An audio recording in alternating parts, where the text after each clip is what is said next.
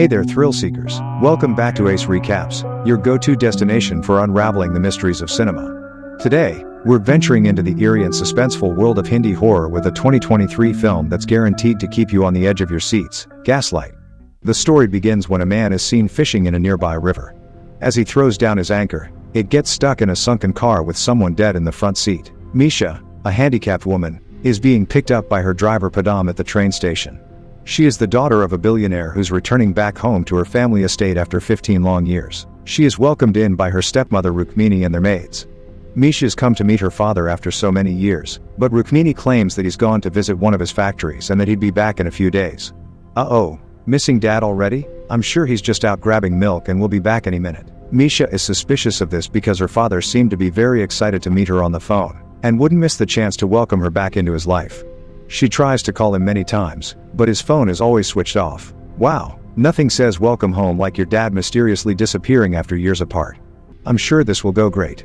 In her room, as she goes through her childhood drawing book, she recalls how she lost her mother in a house fire when she was just a little girl. She also finds a drawing of a witch, whom she doesn't really remember drawing. Maybe the evil witch is her stepmom, or maybe the house is haunted. Or maybe she just had a really creative childhood imagination. Who knows? I mean, I drew monsters under my bed when I was a kid, but that doesn't mean I believe they were real. Or does it? That night at dinner, Rukmini claims to have looked Misha up online, but there's no information about her whatsoever. Misha had an accident growing up after which she lost the use of her legs. Ever since then she resented her dad and stepmom and moved away, thinking she'd never return back home. Rukmini apologizes for the events that took place and they move over to watch some childhood tapes. Her father Ratan would watch these videos over and over again, and even called and wrote her letters almost every day, but Misha never responded to any of it until now. This makes her question as to why her father isn't home even more. That night, as she's alone in her room, she hears a noise outside. She goes to check it out and sees a red ribbon leading her somewhere, so she follows it. Following a creepy ribbon in a dark house? What could possibly go wrong? When she spots the shadow of her father, she is shocked and terrified at the same time. She follows him into the massive temple and calls out to her father, but the figure just seems to be that of a balloon. Oh, it's just a floating balloon that looks like dear old dad. Nothing to be scared of. She looks down the stairs for more answers, but just then the balloon pops, spooking her and causing her to fall down the stairs.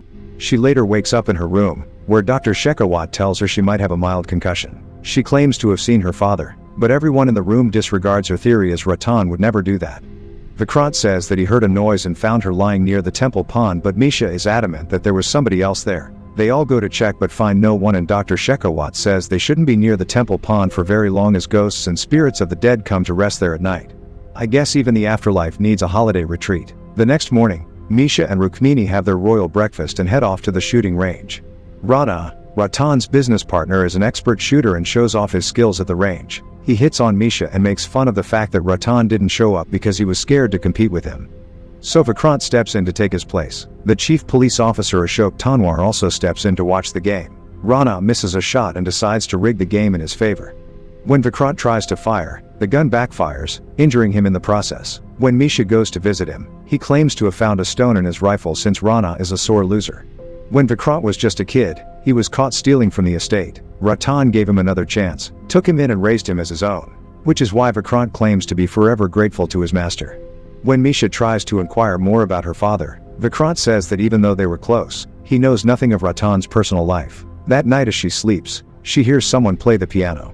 She goes out to check once again, but finds the piano magically playing on its own with her father's cigar lying on top of it. She is now even more terrified that something might be wrong, and as she goes closer, the home theater suddenly turns on. She watches her father play her favorite song and talk to her as a kid, but as she reaches out to him, somebody suddenly grabs her hand through the screen. She manages to escape its grasp and escape, and early next morning, calls Officer Ashok and tells everyone about the incidents of the previous night. Officer Ashok searched the whole house and did not find any evidence of invasion. Even the projector screen seems to be fine. Misha is adamant that something must be wrong with her father, but Officer Ashok claims that he's gone missing many times in the past with all his different mistresses. So the officer refuses to register a complaint. In hopes of cheering her up, Rukmini takes Misha to a nearby temple her father used to take her to when she was younger. As she strolls around, a blind black magician senses her presence and tells her that a soul from the afterlife is trying to contact her. Because when you're in a horror movie, you can always count on blind magicians to deliver the most accurate spiritual insights. Just before she could finish her sentence, Rukmini steps in and drags Misha away. Back at home, Misha tries to crack down on the message the blind woman was trying to convey. When Vikrant walks in, Misha begs him to set up a meeting with the woman. He does as he's told and brings the woman back home. She performs an eerie ritual and talks to Misha in the voice of her father. The blind woman cries about how much he's missed his daughter, and begs her to run away from the house. Misha asks her what happened to him, and just before she could respond, Rukmini walks in and interferes with the ritual. She yells at Vikrant and makes him drag the woman away, which pisses off Misha. The blind woman chanted a mystical song, hoping to reveal what was wrong.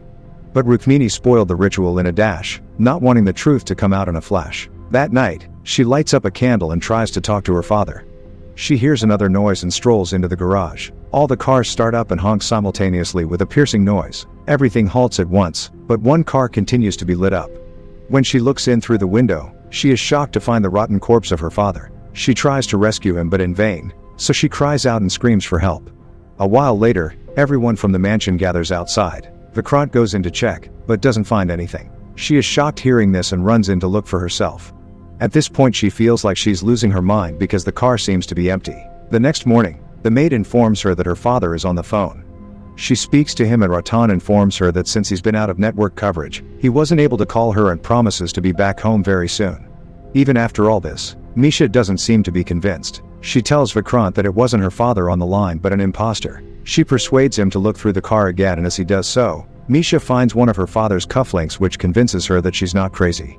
Vikrant suggests that they both attend Rana's party to find more answers. At the venue, Vikrant tells Misha about all the gossip he's heard over the years.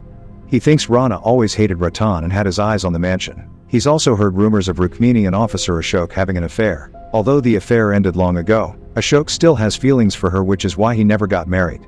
This makes Misha doubt that he might be behind her father's disappearance. I guess Rukmini's got that irresistible mystery and danger vibe going for her. And then there's Dr. Shekhawat, who's always been inclined to Rukmini, probably for her wealth. Rukmini walks up to the table and questions Vikrant, which is when he apologizes and tries to leave. But Misha doesn't let him do so, saying that she's with him. Rana and Rukmini excuse themselves and go into the other room, and as Misha eavesdrops on them, they get into a fight. Rana gives her time until the next day to solve the issue and leaves the party. An affair, rumors, and threats? Man, small towns are so wholesome and drama-free. Misha and Vikrant decide to follow him. He drives outside the city into a construction site, where he gets into another argument with a bunch of goons. He begs them for some more time, but they assault him and leave. Misha comes up to him and lies about knowing about the deal and threatens to go to the police, but Rana calls her bluff. He then reveals that her father and him decided to get into a business venture together, and after he took out a few loans, Ratan disappeared. If he's not able to pay back the loan, he's as good as dead. He then begs Misha to help him out as she's the heiress to her father's wealth, and reveals that Rukmini is pregnant with the child of another man. Back at home, Rukmini is seen swimming in the pool. She spots herself in the corner and with a bizarre smile, stabs herself multiple times. She feels like she's bleeding out in the pool and gets out to have some of her medication. Nothing like a relaxing swim and solo stabbing session. As she trembles, she spots a crack in the mirror, which she covers up, indicating that she's hiding something. A crack in the mirror, a telltale sign of deeds done in darkness, now out in the sunshine. Misha and Vikrant have a deep talk about how much they miss Ratan. They share an emotional bond and end up making out. Making out with the help? A classic romance trope, so touching. Can't wait for the wedding. At the construction site, Rana decides to go back home. As he gets in his car, somebody tries to strangle him from behind, but he escapes. As he tries to flee the scene, he gets hit in the face with a shovel. He is surprised to see the assailant and gets repeatedly smashed in the head with the shovel. Early next morning, Misha confronts Rukmini about her child. Rukmini lashes out at her and urges her to leave the mansion for good because she isn't safe there. Rukmini leaves the mansion along with Vikrant to the construction site. Misha gets an idea. She knows that her father's dog misses him and would sniff him out of anywhere. The people of the house have kept him tied up ever since she got home, and the dog hasn't even been eating well. So she lets it sniff the cufflinks she found earlier and commands Padam to let the dog go. The dog runs into the temple and barks at the pond, signaling something in there. Misha requests Padam to dive in and check and calls up Vikrant and tells him to return immediately. After a few tries, Padam finds the rotten corpse of the billionaire in the water. Oh look, Dad's just been chilling underwater this whole time. Quite a surprise. As she sees this sight in horror, Misha is suddenly dragged away. She wakes up trapped in a car with Padam dead in the front seat. The assailant finally shows himself, who turns out to be none other than Vikrant himself. He's been tricking her ever since she got back to the mansion, in hopes of scaring her away. He was the one wearing her father's suit at the temple, the piano playing by itself, the fake black magician, and the time she found a corpse in the car.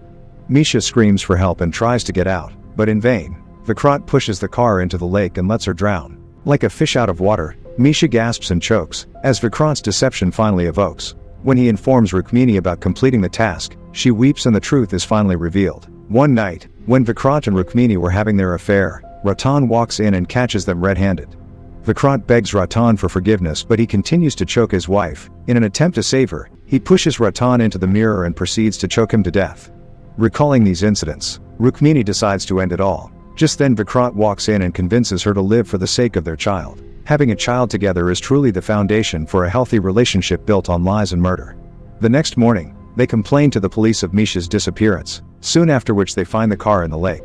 But there only seems to be one body in the car, and the broken glass indicates that Misha must have escaped. Vikrant informs Rukmini of the incident and he's taken to the station to record his statement. Rukmini, who's alone at the mansion, spots a light in the backyard. As she goes to check it out, Dr. Shekhawat interrupts her. She lies to him about the incident, at which point, Dr. Shekhawat reveals the truth. He tells her Misha died long ago as a fisherman found her body at the bottom of a river. Apparently, Misha committed the unthinkable a month ago, but Rukmini finds it hard to believe. Just then, Misha shows herself on the wheelchair, and as the two approach her, she tells them of how she escaped and swam out of the water. Of course, she dramatically reveals herself right on cue. Why settle for one fake death when you can have two? She stands up and reveals her true identity. Her real name is Fatima, and she was very close to Misha ever since she was a little girl. Ratan even paid for her education, and Fatima grew up to be a doctor, at which point she ran into Misha once again after her accident. She was forever grateful to Ratan for his help, and along with Dr. Shekhawat decided to help his daughter out by taking her in. The both of them grew very close to each other and became the best of friends. Misha still had a lot of pain in her heart about missing her father until she called him up one day and he invited her back home. When she tried to talk to him again, he never picked up her call. Devastated that her father abandoned her, she drove her car off the bridge and passed away. Fatima realized that something definitely went wrong, and with the help of Dr. Shekhawat planned this entire ruse to catch the culprit. With a wheelchair as her disguise, she reveals her guise, catching the culprit with a twist so wise. Rukmini begs her for forgiveness, at which point Vikrant shows up and smacks Dr. Shekhawat in the head. Fatima escapes from there and Rukmini begs him to stop with the murders. Vikrant chases after her and smacks her in the head too. Amidst the chaos and the din, Rukmini pleads for redemption from her sin. But as Vikrant's rage meets its final stand, the estate witnesses a showdown so grand. Having had enough of this, Rukmini shoots Vikrant in the ear. He tries to stop her, but she accidentally shoots herself, ending her life in the process. Fatima uses this opportunity to escape, but Vikrant, devastated that he just lost his child, runs after her with a vengeance. Fatima holds a gun to him, but Vikrant distracts her and grabs it from her. Just as he pulls the trigger, the gun backfires, killing him on the spot. Fatima, not wanting any death on her hands, planted the gun with a rock, just as she learned to do earlier. Nothing like using your new murder skills in the most wholesome way possible. The police show up and take away all the bodies, closing the case for good. Case closed, nothing more to see here folks. Just a normal day in Murder Mansion. The movie ends as we watch Fatima open a children's foundation at the estate in the name of her best friend Misha. Because nothing says happy ending like starting a charity after surviving a series of murders orchestrated by your best friend's killer. Classic horror movie finale folks. I mean, what's next? A rom-com where the leads fall in love at a funeral? That's all folks, thank you for watching. If you liked the video, please don't forget to like, share and subscribe. Have a great day.